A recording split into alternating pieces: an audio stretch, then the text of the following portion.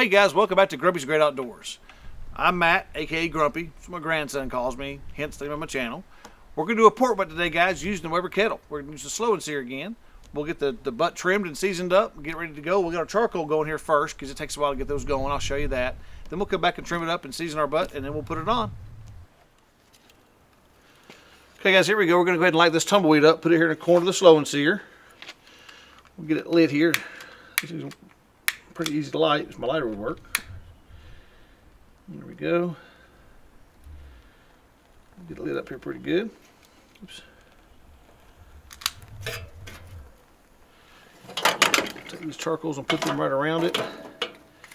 Try not to smother them out. Obviously, we'll just get a handful of them on here to where they can kind of let it have some air there, of course, so it can get some, keep its flame up.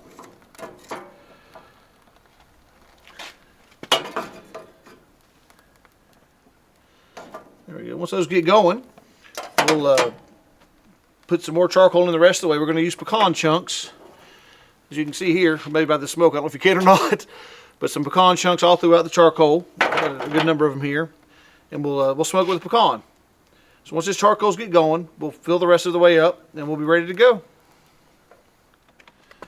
Okay guys, here's our pork butt. It's about a little over 10 pounds. It looks really good actually. I like the way it looks. It's not a lot to work on, but you know, it's a funny story. When I first started barbecuing and making barbecue and brisket, etc., I'd take a pork butt and I'd spend probably 30 minutes trimming that thing, getting it ready. You know, you always heard 1/4 inch fat, no more than that. And I would work diligently, get it all trimmed up and looking pretty before I did anything else to it. I didn't need to do any of that. Pork butts are one of the easiest things to cook. It's very forgiving. I always tell people, look, when you start doing smoking stuff, just use do a pork butt first thing. Even beef ribs are just as, you know, they're not quite as easy, but they're a very close second. So it's just, there's some meats that are more forgiving than others. Pork butt is one of them. I look at this and I don't see a lot I need to do. There's a little bit of extra fat right here. I'll take some of this down, but I don't want to do a lot because it's so smooth and aerodynamic as it is. I don't want to take a whole of it off, but I'll take some off out here just to prevent and get some meat showing there so that I can get my rub to stick. I don't use binder. Some people do. I don't use a binder too much. Not much of a binder guy. Some of these little stragglers I'll take off just because I don't want them to burn. And those edges will burn if you don't take them off. But this is really pretty clean, guys. I'm really pleased with the way it looks coming out of the package. There's a few things here I got to get. Not much there, as you can see. There's like, see that, something like that. If you can see that, okay. Oops. Trim it off. Actually, I'll put that stuff right here. We'll put this butt back in that pan. But yeah, I mean, that's seriously, it's that easy. I mean, it's not like a brisket. Matter of fact, the last brisket I did for the video was just a terrible job of trimming because I like to keep the most meat as I can. I don't like to, you know, this isn't a competition. I'm not doing it for a restaurant or a competition or anything like that. I'm doing it just for my family. This is for a function we're having tomorrow, a New Year's Day function. So we're just making some barbecue for everybody, and that's all it is. Plus it's shredded up by the time they see it. There's no prettiness to it. It's just all shredded up. So I don't really care about how it looks. I just want to save as much meat as I can and utilize as much as I can. So I'm pretty pleased with that. Actually, I don't think it's too much of a trouble. I'm going to go ahead and rub it now. I'm going to put some seasoning on it. Now I do like to do a double seasoning with a pork butt. I like to use some AP rub, which is Malcolm Reed's Killer Hogs barbecue sauce or barbecue rub. It's a really good rub. I like it a lot. I hope you can see that okay. I can't really see the camera. I'm filming myself, guys. Bear with me. But I like to put some of that on there. It's salt, pepper, garlic. AP rub's what they call it, but it's a basic all-around rub. And I'll put just a light dusting because there's gonna be some salt on my next rub too. But I'll just do a very light dusting of this stuff. I don't get real particular with it. Make sure I get it everywhere and all that. I just put some on here to get some flavoring, kind of as a base coat. The worst part about pork butts is they're so slick and hard to handle sometimes. So I'm going to keep a clean hand, which is what I'm trying to do with my right hand here. I'm putting this rub on. You have to use your knife a lot of times and just as a second hand. Get it turned over here and get the sides. That's about it for this rub. I'm not going, like I said, not going to do much of it. Just make sure I get some everywhere. Now the main rub I'm using, actually it's another Meat Church rub. I really like Meat Church rubs obviously. This is called Texas Sugar. It is not a real sweet rub. It's just the name of it. It's not got a lot of sugar in it, if any. I don't know if it may have some, but it's. I'm not much of a big sugar rub guy, so it's, you know, sugar's in my rubs. But this is actually a really good rub. It's a really good all-around barbecue rub. I really like it. The whole family loves this rub, so I'll get it on here a little bit better than that, a little stronger than the AP rub, of course. It's a real fine rub, comes out really easy. I like that too. It makes it easy to spread. It's really fine. I don't use binders. It's a little cold out here today. I probably could have used a binder. Could let this sit a little longer, but to let it get tacky a little bit. But I don't think it's going to get tacky out here because it's pretty chilly. It's about 40 degrees out here right now, so bear with me if I'm stuttering or chattering. But I want to do this outside because it's just more fun. Said the guy whose teeth are chattering. But I do enjoy it, so that's why we're out here now. Get this end. Now there's a bone in here, guys. It's called a blade bone. It goes out two different sides. And when the pork butt is finished, that bone should just pull right out. Very easily pull right out. Pork butts are usually done in the low 200 range, 203, 205. And that's where you'll be wanting to watch when it gets close to that. You know, obviously probing it for tenderness and that kind of thing is real important. But it'll just fall apart. That bone will come right out. Literally just pull right out with ease when it's done properly. Hopefully I'll get to show you that later. I mean, hope I do it properly. But this is a really good looking butt. I'm really pleased with this one. You get some that aren't so good looking. But I'll put this in the pan here. That's all I'm going to do to it, guys. It's that simple. And we'll wait for our charcoal to get ready on the Weber Kettle, and once it does, we'll get the pork butt on with the slow and sear going. All right, guys, here we are. Got the charcoal going. As you can see, it's smoking a little bit. I'm going to put my hot water into my water trough here on the slow and sear. You hear it sizzle there pretty good. You got to be careful. It may sometimes pop back into your face, and that's not fun. This water is a very important part of the whole process. Keep humidity up in this. And it holds 1 quart. Got a little over 1 quart there. Take care of that problem. Now we'll put our grate on.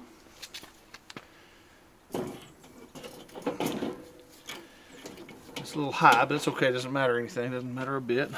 We'll get our temp gauge in here. Oops, wrong one. There it is. The temperature of the smoker or the kettle at all times that way. We'll put our lid on now. Let that temperature build up.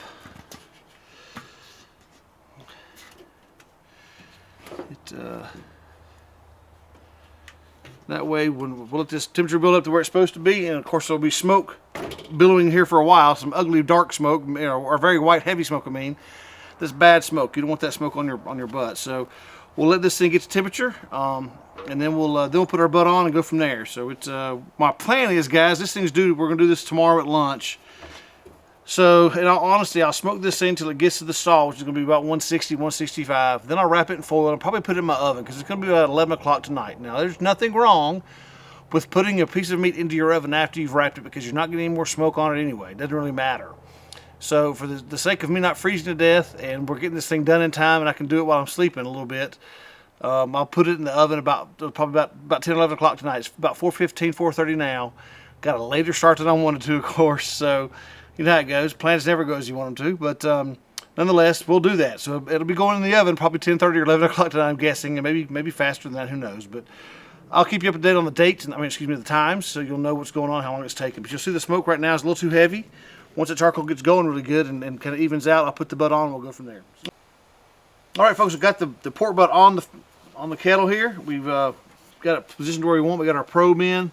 You got to make sure you're not touching the bone when you put it in there, guys. There's that big blade bone in there, and if you touch the bone with the probe, it'll breathe way too hot and it'll mess you up. So make sure when you put it in there, you're not near the bone. The bone's here. I'm going to put the bone towards the fire. Kind of helps protect it a little bit from the heat. That's just the way I've always done it.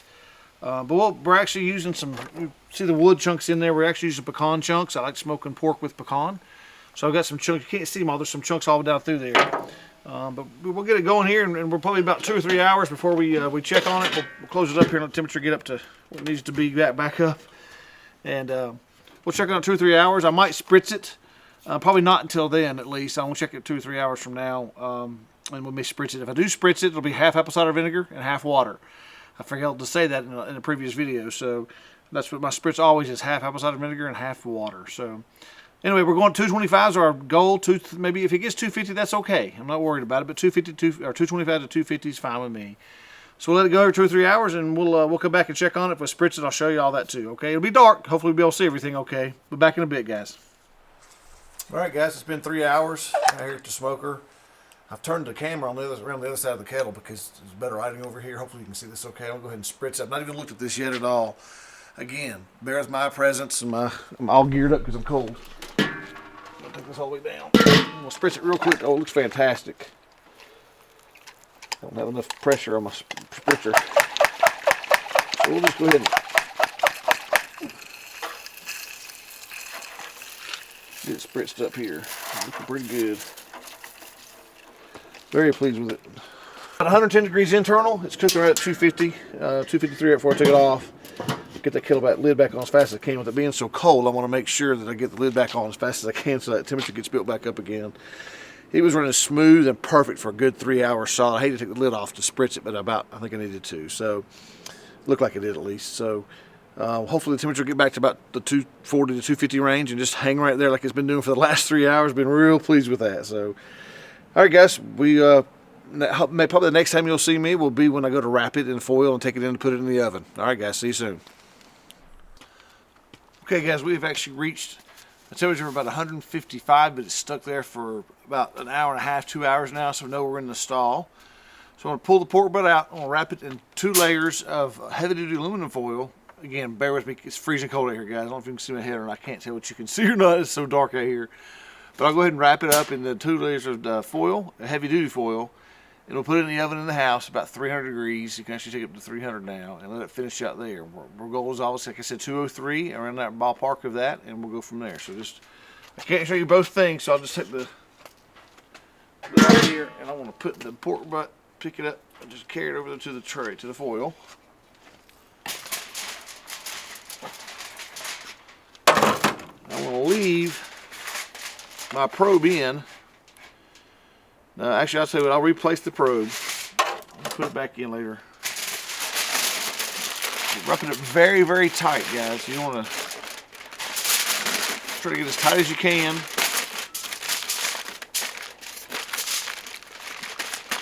Start leaving the air pockets so it cooks much faster this way. And plus, it doesn't get what I call swampy.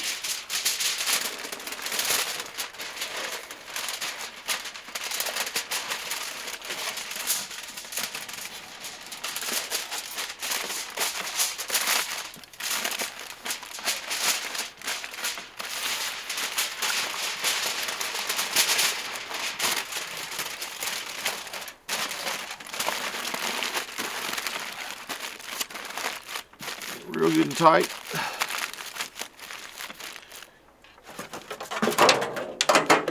I'll put the probe back in. Now, I will definitely feel for the bone. Excuse me. And like I said, I don't want to have it. There we go. It's perfect. I didn't feel any bone there. I've got about halfway down the butt. I'll put it in the foil pan. Now I'll take it in the house and we'll put it in the oven. Hey guys, welcome back. Now it's time to see how we did with our pork butt on the Weber Kettle. Before I do that though, I want to do a real quick recap because last night was really dark, I know. It was hard to see everything. So a quick recap. We put the pork butt on the kettle at 415. About 7:15 I spritzed it with half water, half apple cider vinegar. Did it a couple more times before our 11:15 time when we wrapped it. We wrapped it then because the temperature was about 150 to 155 for about an hour and a half, probably in that range, so we knew it hit the stall. So we wrapped it up in foil real tight, double wrapped with heavy aluminum foil. Brought it in and put it in our oven. We know that it doesn't matter once the wrap's on, whether it's butcher paper or aluminum foil, doesn't matter what. No more smoke's getting on it, so the oven's fine. So we put it in at 275 in the oven. About 5:30 this morning, my temperature probe beeped, and luckily it woke my wife up, who then woke me up, and I came in and took it out of the oven and put it into our cooler with beach towels wrapped around it. I think those are okay beach towels to use. I'm not sure if I'm getting in trouble for that or not. But anyway, we're good with that, and now we're going to pull it out. We got it right here, and we're going to go ahead and shred it up and see how it looks. Another thing to remember too, guys, it doesn't matter if I use a Weber Kettle or if you have a pellet smoker, offset smoker. It doesn't matter what you're using. Same principles apply. You can do it 250 till you get to the stall, wrap it up and bring it in. The big telltale here will be how that bone does when I go to pull it out. Got plenty of juices in there. Talked about pulling that bone out real easily. Comes right out, guys, clean as a whistle. We know it's done well. We'll set that right there. Nice thing about pork butts too, when you go to shred them, you can do it by hand. It's real simple and easy to do. This meat's very warm still. Been wrapped in that towel in that cooler for a long time. Since 11:30 last night, 11:15. It's been, since 5:30 this morning. We wrapped it up then, and now we're ready to shred this thing, and it's shredding like nobody's business. Super easy to do. Just gives you a good view of that. Let's just see how that looks and how moist it is. The red, the good smoke ring we have. Super good looking barbecue here. Very pleased with that, and you could do the same thing, guys, with no matter what kind of smoker you have. Just get a pork butt, super easy to do, 225 to 250 until it gets to the stall. Hey, and just real quick, talking about the stall, just so you know what the stall is. An analogy would be is if you were taking a jog and you started sweating, the sweat comes because it's trying to cool you down. The same thing's happening with your meat. You get to that point where you're in the stall, you get to a certain point where your meat's getting hot enough where it wants to start sweating. We want to stop that by wrapping it in the foil, and that makes you get through that stall a lot quicker because it could be hours of being in that stall. So this is what they call a Texas crutch. You may have seen that term before. That's basically what you're doing when you wrap it in foil or butcher paper or any of the above. So we're getting it through the stall basically. So